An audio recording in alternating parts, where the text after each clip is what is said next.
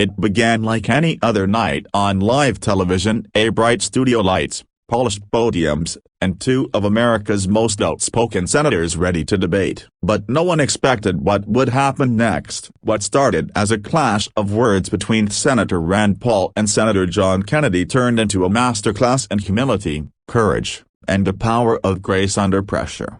The tension in the studio was thick. Rand Paul, known for his fiery tone and sharp rhetoric, leaned forward, his eyes fixed on Kennedy. "You know what your problem is, John?"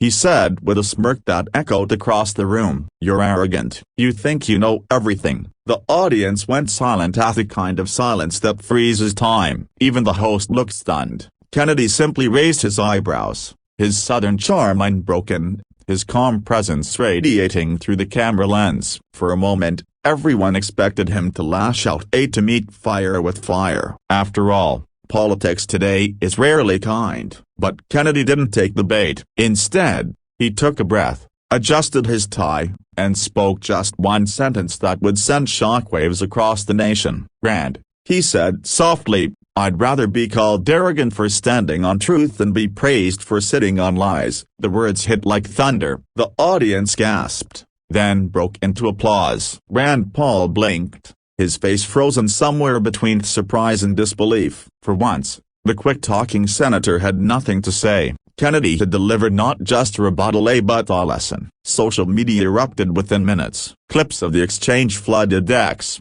YouTube, and TikTok. Hashtags like #KennedyClapback and #TruthOverEgo trended overnight. Viewers across political lines praised Kennedy's composure, his dignity, and the way he turned an insult into inspiration. One user wrote, "That's not arrogance, that's confidence rooted in conviction." Another commented, "Kennedy didn't win the debate, he taught a masterclass in respect." But behind the viral moment was something deeper, a reflection of what politics used to be and what it could still become. Kennedy's calm defiance reminded people that strength doesn't always roar. Sometimes it whispers. It's in the quiet confidence of someone who knows who they are and doesn't need to prove it. Even those who disagreed with Kennedy's policies found themselves moved. His one sentence carried weight beyond politics and spoke to anyone who's ever been misunderstood, underestimated, or mislabeled. It was a reminder that character isn't about who shouts the loudest, but who stands firm when the noise rises. In the days that followed,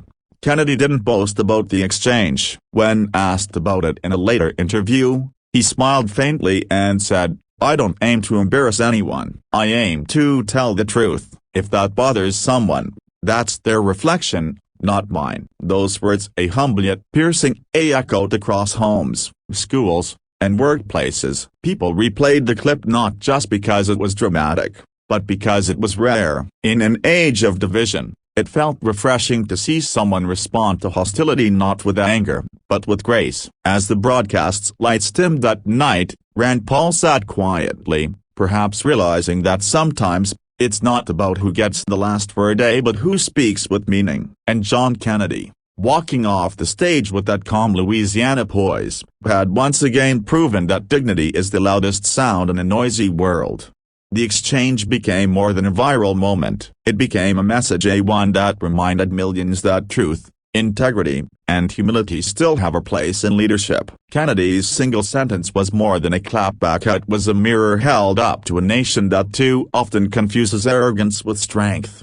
And in that mirror, America saw something it had been missing for a long time: a courage wrapped in calm, power balanced by principle, and a reminder that sometimes silence followed by truth is the loudest answer of all.